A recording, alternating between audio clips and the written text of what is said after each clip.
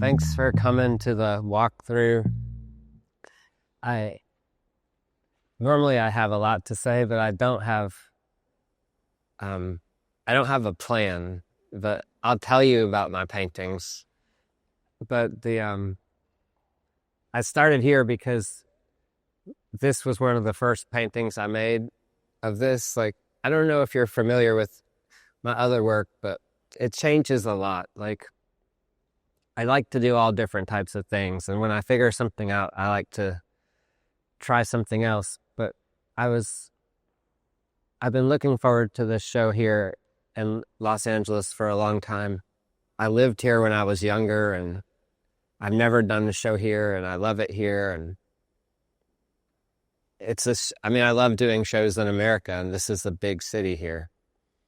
But I was nervous about it, and I tried several different things, like maybe 5. So these paintings, some of them are, you'll see on them, like a lot of them are thick, like you can see other things underneath them and stuff. That's because I was working, like trying to figure out what to do. And I mean, the inspiration for these came from everywhere, so many places, but there's a few things that kind of solidified it for me. Like, while I was struggling with what to do, a friend asked me to design a pizza box, a friend from London. I get asked to do things like this, and I love doing them because it's different than what I normally do. So I made the Grim Reaper presenting a pizza like this in green, red, and black and white, like Italian colors, and the pizza was cut like in slices, and it kind of looked like a bicycle wheel. And like, the painting I made of the Grim Reaper with the pizza it was funny, but it wasn't a good painting. But I was like, I could do this better. But I enjoyed the humor. I like there to be humor in my paintings, and I feel like these are paintings with a lot of humor. I added the face. Everybody here is familiar with nothing or something or different things about my work, but in the past I did quite a few paintings of the Grim Reaper kind of standing, like pointing with a scythe in his hand, and then the background, I would paint the background and everything, but here I was like, I swore I would never paint that. I don't like to paint it again, but it was funny, and I didn't have any other thing to do. And, if something's not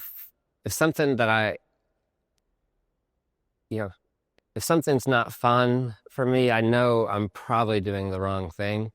But when I tried one of these, it was fun. So I was like, let me put the Grim Reaper on a bike. Like, I love painting the Grim Reaper because it has these like long sweeping robes, and it's easy. I don't like painting things that are difficult to paint, and I also like painting things that have a big margin of error, like they don't need precision. And then I love bicycling. I bike for transportation, and I love the design of them, and same thing, I love painting them. They have these angles and these circles, and they involve like all these things, like mechanical things and motion and all this stuff. And just it's a personal interest of mine, like a hobby, and it's my transportation. It's like, some people love cars or dogs or something. Like, I love bicycles, but that doesn't matter. And then, so I combined the Reaper and the bicycle, and I did a few like that, like this one back here. I think there's, a few really plain ones, and then I got bored. I got bored of just how blank it was. So I started adding things into the background. When I get excited about something, like I forget things, and like I forgot to put the back wheel on this bicycle. And I was like, well, you don't need a back wheel. Like, you can allude to the bicycle with very little. Like, so then I started playing with that more. it's really important too that, especially as they went farther along, I built the paintings in the computer. Like I have a auxiliary screen on my computer where I can take a photo or anything and draw. And so after wasting a lot of time in my studio being like Mr. Artist guy, I like just sat down at my computer, which I avoid like the plague, and started playing with the tablet and everything. And these just developed, so when I went into my painting studio to work, like I had a piece of paper that showed me what I was going to paint. And it never comes out like that. Like every step of a process is like another way to abstract. It's like the game telephone. Like every time you pass something, it changes a little bit, which is kind of what I like about finding like a logical way to build a painting. It's like, oh, if I do this, then this, then this, and things just change. But ultimately, they change the most when you make the painting. But because I did so much in the computer, like when it came time to paint, it was like just going downhill. It was really fun. But so then after these simple ones, I went through my photographs and I made composites. So I would say like a pretty good subsequent one would be like this one with the Statue of Liberty. Like there's a few that have kind of more iconic New York things, like the Statue of Liberty or the skyline or something. I took the pictures are real, but I combined them in the computer and designed the painting. And I added the big handlebars. I really realized that I wanted to abstract the bike and treat it more like an apparatus, like this thing that these guys had made. I mean, there's some sort of a dystopian feeling about the paintings. If you want to ask me a question, you can ask me what they mean. But, I tried to make something that I couldn't answer that question. Like, there's three disparate elements. There's the Grim Reaper and the cityscape and the bicycle, and they're just kind of coming together. And it's an abstract. It's not surreal. But it's definitely, it becomes an abstract thing, meaning like the viewer, meaning myself and you all, can put in what you want out of it or take what you want out of it. A few days ago, they unpacked the paintings and I looked at them and it was like I was looking at them for the first time, because you make something in this dark place and then you bring it into the light and you're like, oh my goodness, look at this. And it's a strange feeling that as I continued to work, the paintings became more like pictorial.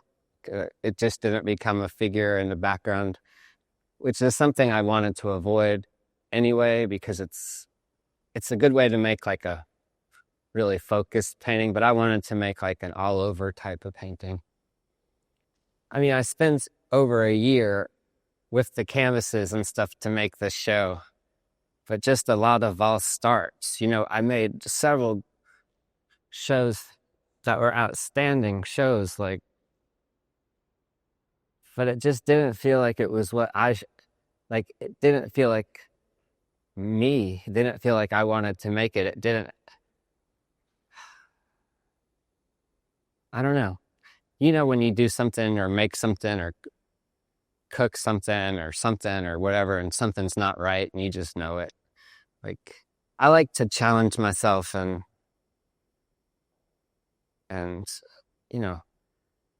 hopefully, do things I don't really understand so that other people can look at them and they'll do things. I want to create an environment where I take risks and encourage other people to take risks. Like, because painting's an aesthetic thing, and there's nothing, or art is, and there's nothing that's really at stake. It's such a good world to take chances in and stuff. So, I really do respect like the two-dimensional. I like being a painter because it's such a fair medium. It's flat, and each person who uses the flat square thing can speak like a writer or a poet, like writing on a sheet of paper. Like, it's just a fair medium. So my process for working is to just get a bunch of canvases and try to fill them up and look at them. And if they suck, I just do it again. If they suck, I do them again, and then do them again. Ideally, you get it on the first try. But when you don't, I'm not going to throw out those canvases, I should, but I just feel funny doing it. I would have loved to have been here and made the paintings. This is equally as rich landscape for these people to be in. Like, on the way from the airport, I was like, "Jeez, I should have done that." Like, but I didn't have the idea until it's really like I didn't have the idea until a few months ago, and I finished these paintings like March, April, May, and I didn't have enough time to do that. I promise you that if I'm still like, if they let me, and if I'm still an artist, the next time I'll make it here, because it's so awesome here. It's like, it's the same as New York, but it's like the counterbalance to New York. Like, but it's got this, when I needed a painting, I would just go walk around I live in an industrial neighborhood. I wouldn't go out searching for something. I would just walk a couple of blocks and see something and be like, that's good, and just take a picture of it. Because I didn't, like, for these, but then I realized, like, I just need to keep this simple. So, like, as the paintings go more towards the entrance to the show, those are later paintings, and you'll see they started to get denser and even more narrative. Like, there's one of these guys like fighting at the gas station or something, and like it started to get crazy. And when things get crazy like that, I know like I probably am almost finished, because it's me getting bored. And if I keep working, then I'll start painting over other paintings. Like, being able to be an artist where you get to do shows like this is very interesting, because they take your paintings and then you have to make more. Like, that's such a good thing, because otherwise a lot of times I wouldn't understand that I had to stop. Like, you have to kind of find a rhythm. Like, I'm not just like an artist like that makes things. Like, there's also like a performative aspect to what I do. Like, these are shows, like I think of them as shows. Like, they're exhibitions or whatever, but it's all part of my life, and I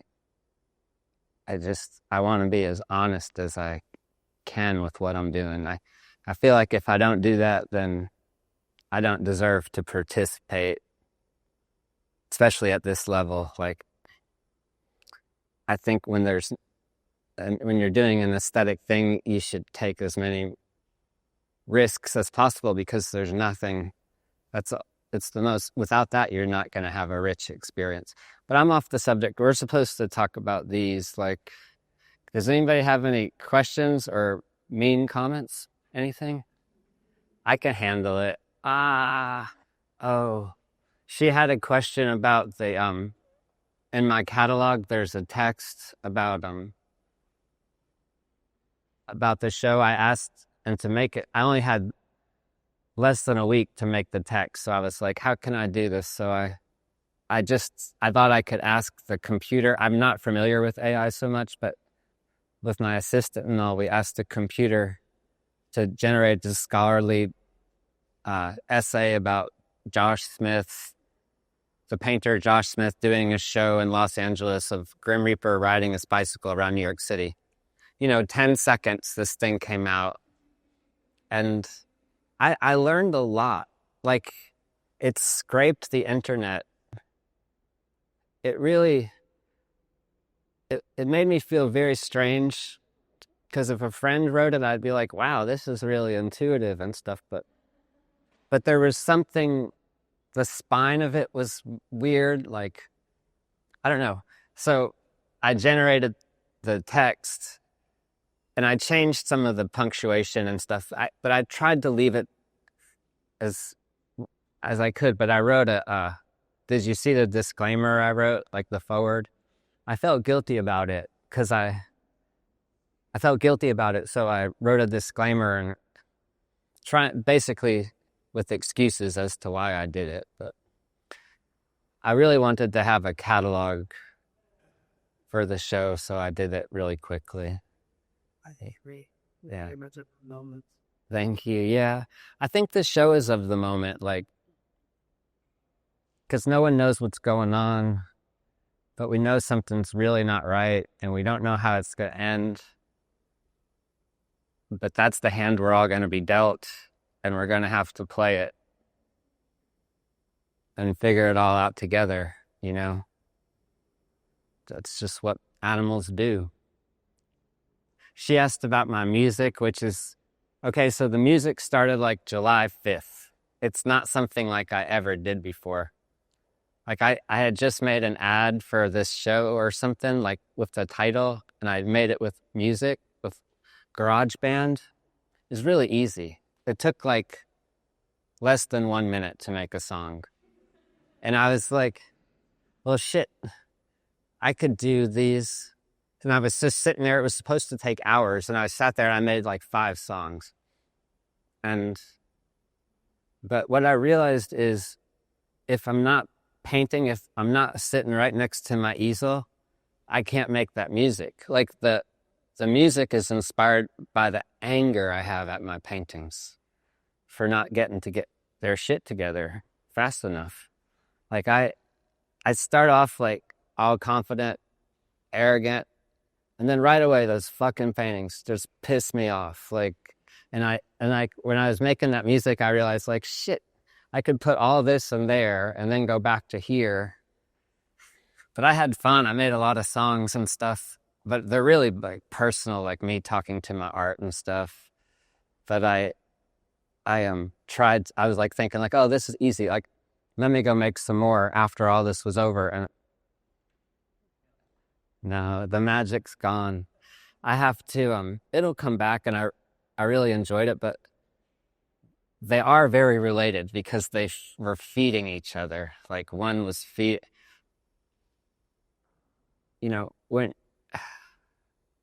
sometimes when you're doing something, it's good to have a distraction, like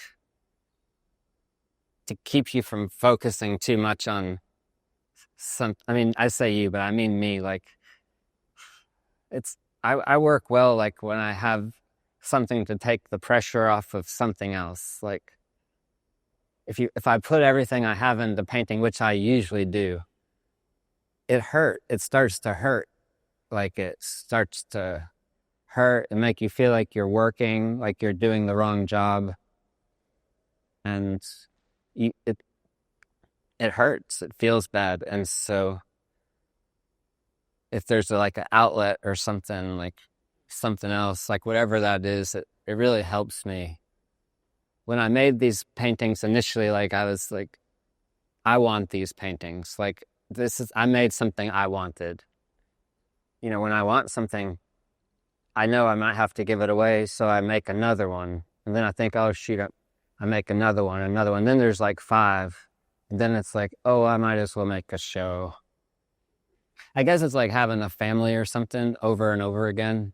It's like you have 1 kid, then you're like 2 would be better. And then you have 3 and you're like, oh shit. like, let's make this an even number. And then, yeah, it goes off the rails. But like, that's what's so great about exhibitions is you can corral everything and look at it and then share it and process it. Yeah, I road test everything and like get rid of a lot. And I try to leave my paintings a little bit like they look expressionistic here, but I don't, in my studio, they don't feel that way. But under this natural light and the lights here, they look quite brushy and expressionistic, but I don't feel that way.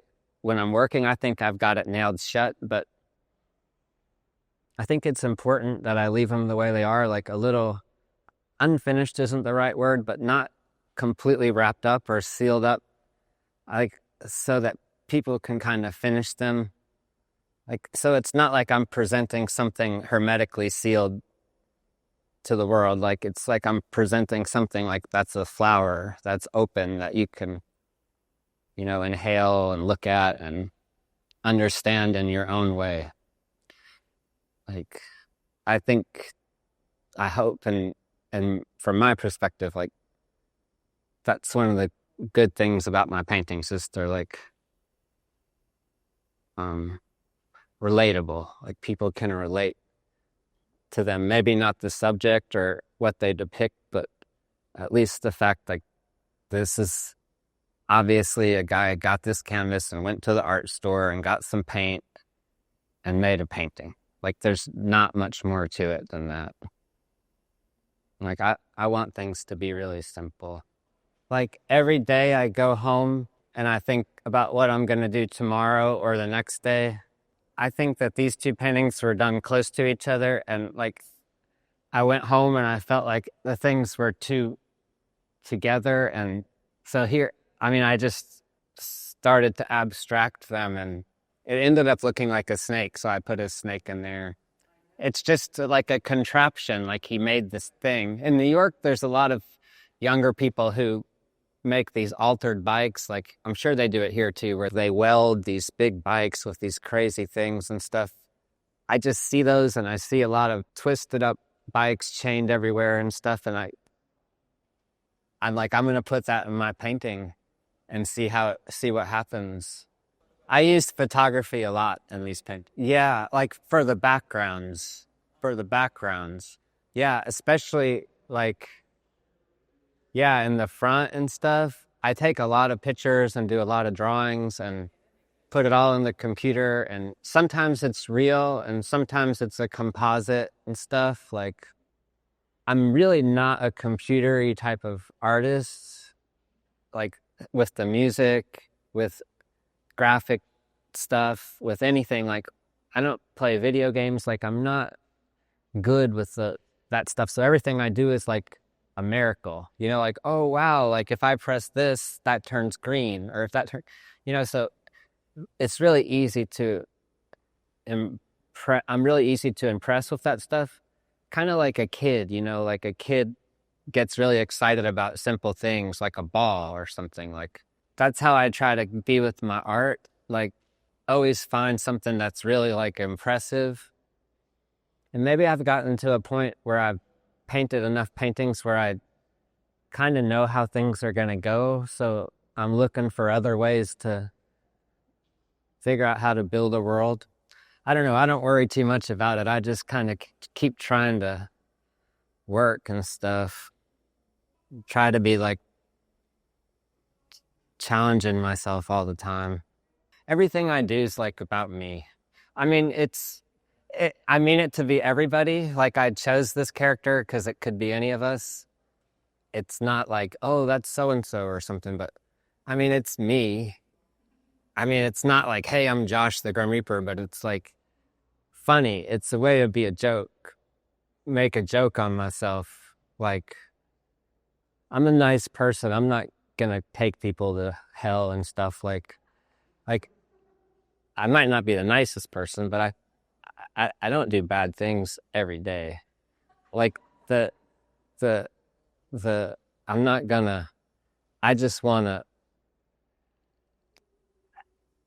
it taps into like a part of me that I that is about being a teenager, or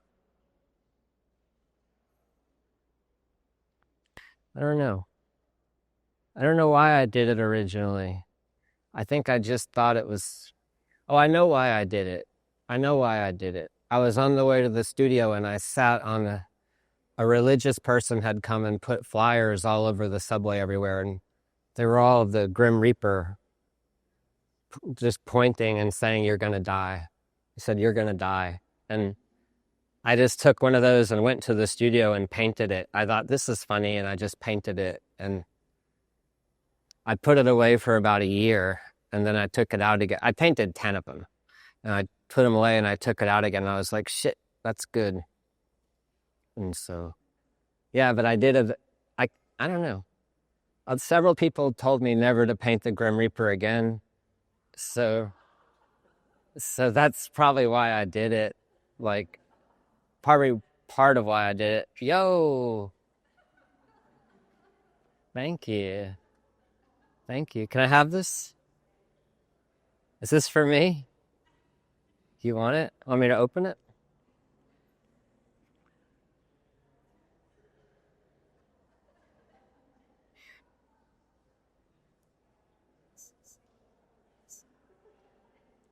Good boy.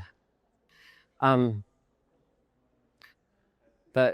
I don't want my paintings to be scary. I don't want to make dark things. Like, I don't want to make, at this point in my life, I didn't want to make dark paintings. So I tried to bring as much levity into them as I could. Like, I didn't want there to be, even though it's potentially a dark subject, I didn't want them to be dark. I like those little ones in the front just for kind of reasons. Like, I don't think I could have done them normally, but my favorite ones that exemplify the show are this one behind you, this one, and this one right here, this kind of Edvard Munch one. Like, the day I figured those out, I just went for a walk, and this is a little bridge, dirty bridge that connects a dirty part of Queens to a dirty part of Brooklyn. And like, it had this geometry that kind of matched the bikes, and it had all this movement, and it was easy to paint and fun, and I could really add a lot of abstract elements, and they were large. Like, I think once I got these two done, like, I was able to kind of understand what the possibilities of what I could do are. Unfortunately, I had to finish the talk early because chaos broke out and everybody scattered. But the gist of the talk is, like, these are my paintings and this is my exhibition. And it's really good.